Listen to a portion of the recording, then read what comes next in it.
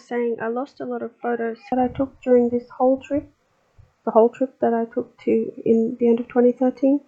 So, and that's actually after that was when I started uploading things online. But so that's kind of the reason why it took me so long to get back to him with the pictures, because I realized now, years later here in Jamaica, that I have on hard disk basically everything I've ever had on a computer. So whatever I did have from the trip, I have here. It's just a matter of sorting through a couple of hard disks that I have. Actually, two things started me on making the videos. Isshaq asking me for pictures from Chad, and my little sandals from the last video, which they were just sitting outside here, and I realized that they had traveled such a long way. So then around the same time I started looking for the pictures for Ethiopia and came across so much stuff that that's when I actually started making the first video.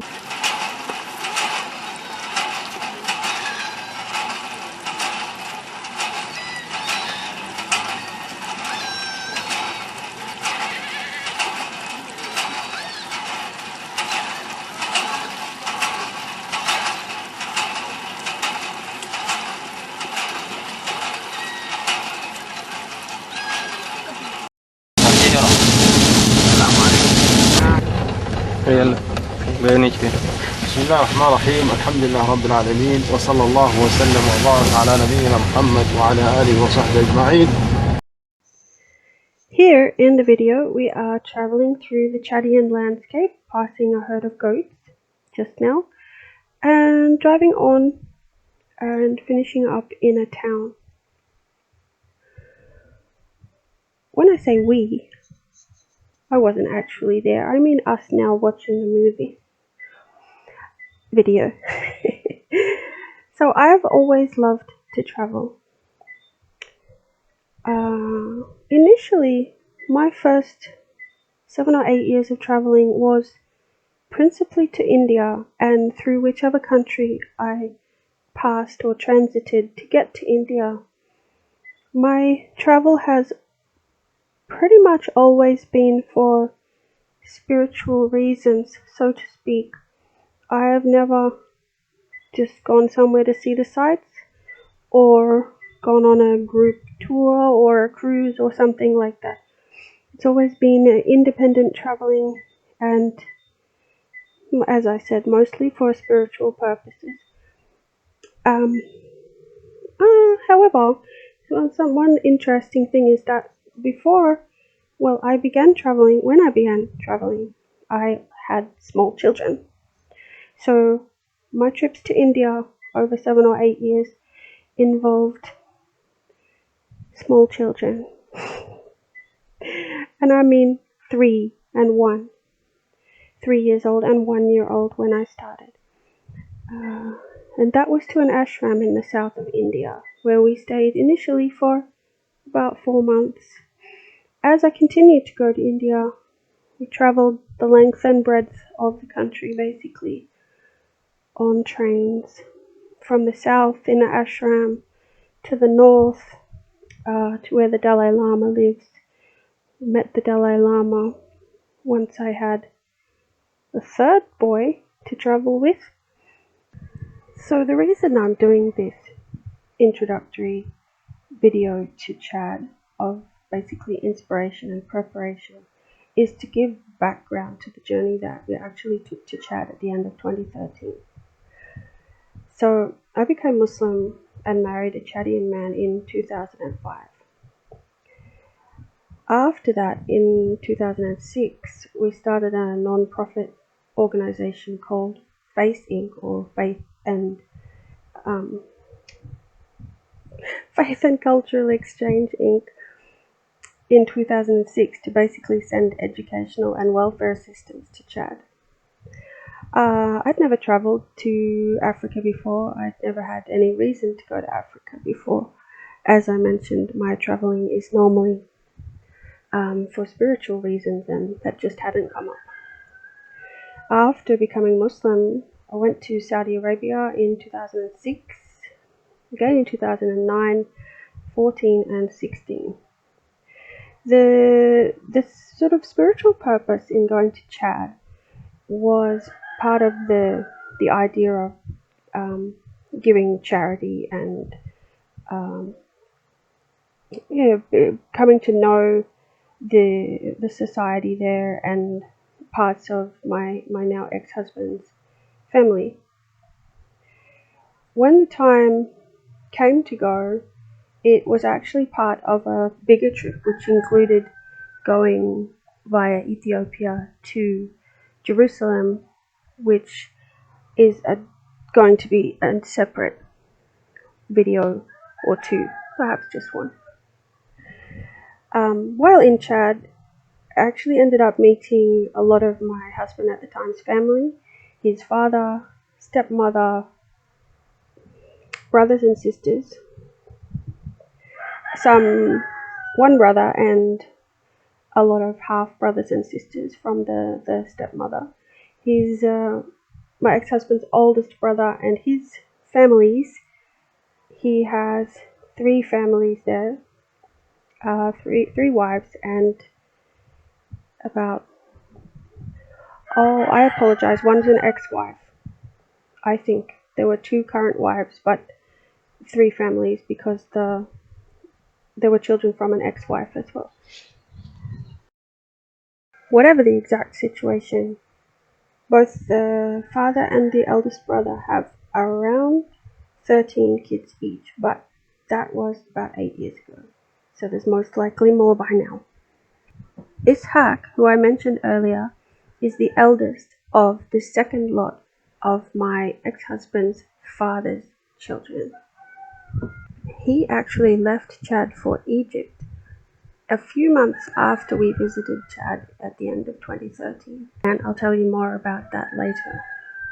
Right now in the video we're in a madrasa. تعالى أن يبارك في جهودكم وفي أعمالكم. السلام عليكم ورحمة الله تعالى وبركاته.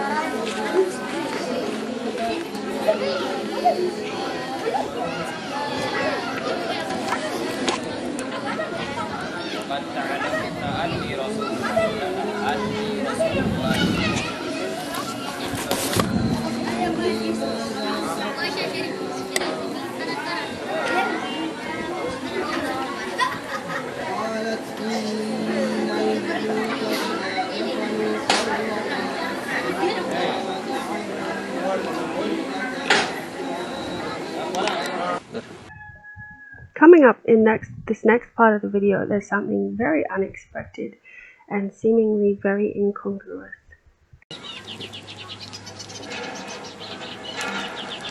بسم الله والحمد لله والصلاة والسلام على رسول الله وعلى آله وصحبه أجمعين. بفضل من الله تعالى تم حفر البئر الثاني عن طريق فضيلة الشيخ أحمد الربيعان في أواخر شهر رجب من عام 1426 في حي الغوص قريب من المطار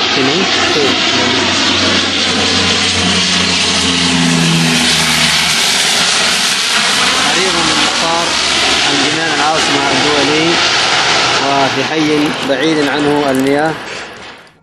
Well, I certainly wasn't expecting a plane to go overhead.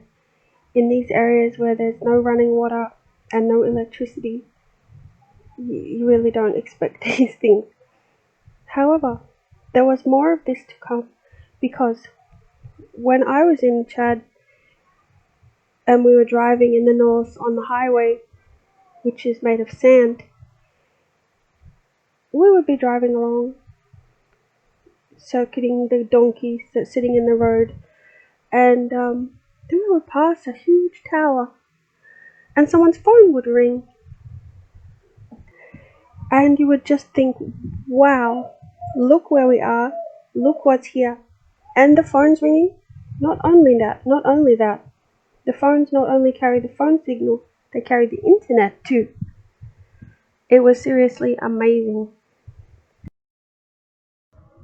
Pont-Belvier is a place just not too far north of N'Djamena in Chad. We went here at the end of 2013 when we visited, but these pictures were actually taken in 2009. We did, however, meet, I think, pretty much everybody who's in these pictures for the rest of the video. In fact, I stayed at this place, not in this house that's in the video just now, but in one of the rooms or houses that's towards the back on the right. If it comes up, I'll point it out. This is the mosque. The women's section is at the back, and behind that there's a room where there's a grinding machine, which is currently grinding wheat or something like that. If I had been able to leave the sound in, you would have heard the grinding machine. I didn't stay in that house either. I think it could have been that one, or it's maybe that one at the back with no windows there. I think it's probably that one. One of those two. Yeah, so we had a room and a bathroom at the back. This is another room which is at this time being used for chickens. By the time I got there, it wasn't being used for chickens anymore. I think that the chickens had mostly run away or likely been eaten. At this point, I'd like to mention how grateful I am generally to have been able to travel in general, and also to Chad. Being able to travel is a great privilege and something that not everybody is able to do. Being from a country like Australia means that I'm basically pretty much welcome in almost every part of the world, with some qualifications, or you might have to show that you're able to support yourself, but otherwise you can basically get a visa or enter with no visa. Traveling has always been a priority of mine as well. I've always made sure to set up my life in such a way that I am able to travel. To show you how much of a priority I've made it, one time in my life, in my early years of traveling, I had the opportunity, I had a choice. I could go on my travels, or I could stay in Australia and buy a house. So, no. If I could have done both, then I might have bought the house, but otherwise, no, I'm going to travel.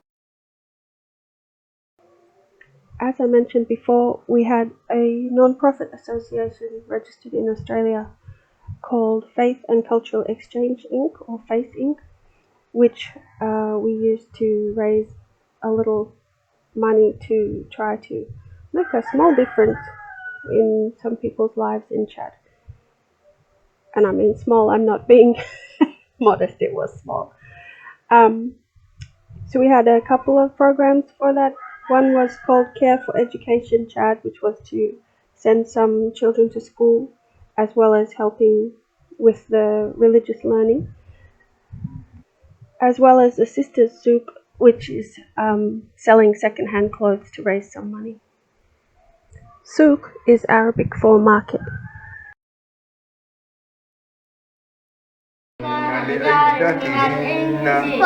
فطلقوهن لعدتهن وأحصوا العدة واتقوا الله ربكم لا تخرجوهن من بيوتهن ولا يخرجن إلا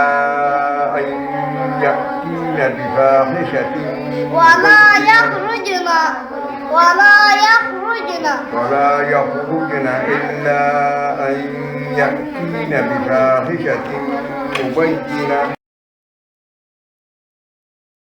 كعبدين كانتا تحت عبدين من عبادنا صالحين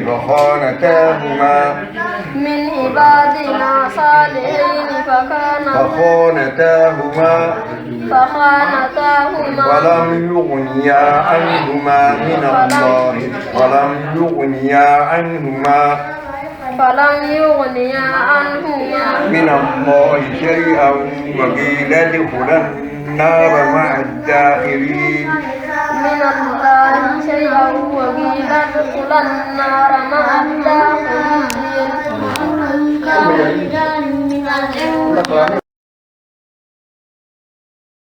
وأن دماء إذا بلى قادرين على أن نسوي بنانا بل يريد الإنسان ليفجر أمامه يسأل أيان يوم القيامة فإذا برق البصر وخسف القمر وجمع الشمس والقمر يقول الإنسان يومئذ أين المفر كلا لا وزر إلى ربك يومئذ المستقر تنبأ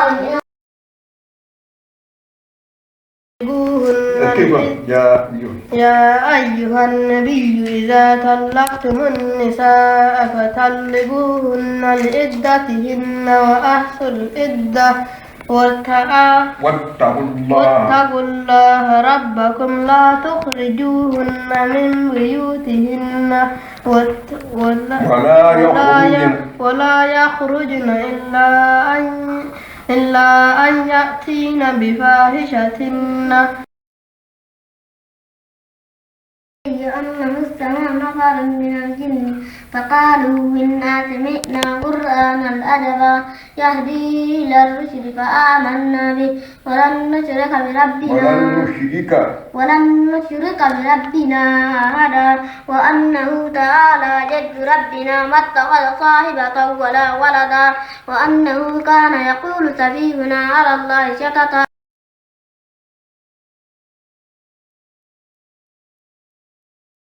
الذي هم فيه مختلفون كلا سيعلمون ثم كلا سيعلمون ألم نجعل الأرض مهادا والجبال أوتادا وخلقناكم أزواجا وجعلنا نومكم سباتا وجعلنا الليل لباسا وجعلنا النهار معاشا وبنينا فوقكم سبعا شدادا وجعلنا سراجا وهاجا.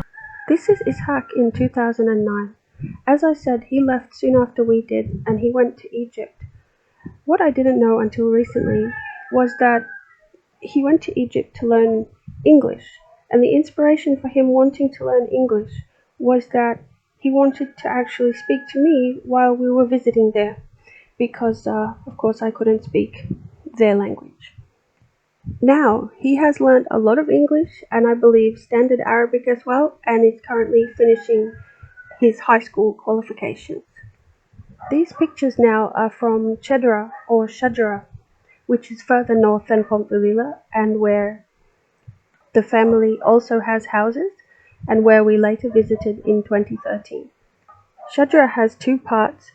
The main village, which you can see in some of the pictures in a little bit of the distance, and this area, which is on a ridge outside the main village. In Chadian, in Dazaga, it has a name which is something equivalent to Shajara Heights.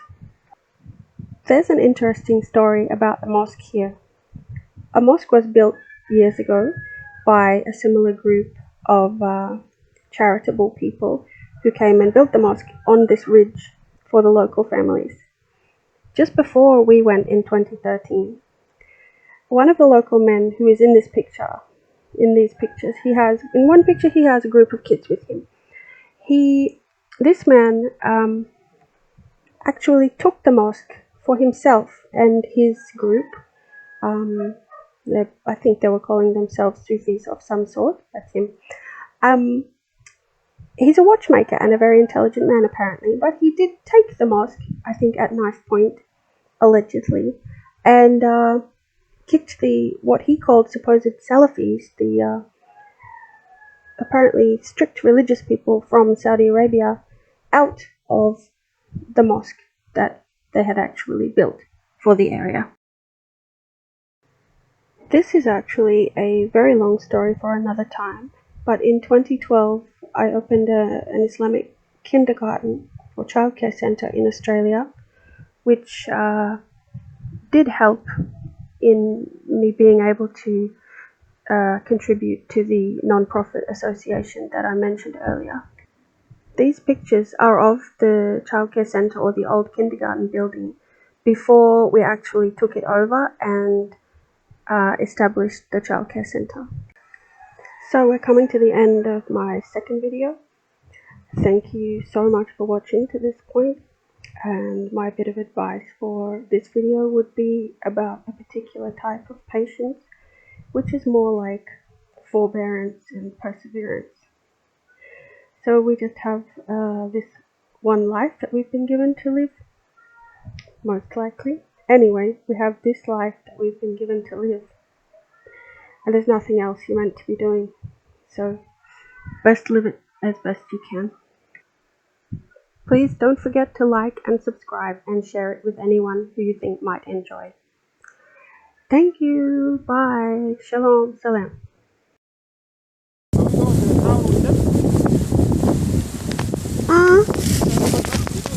Yeah. We don't have any other appointments or anything?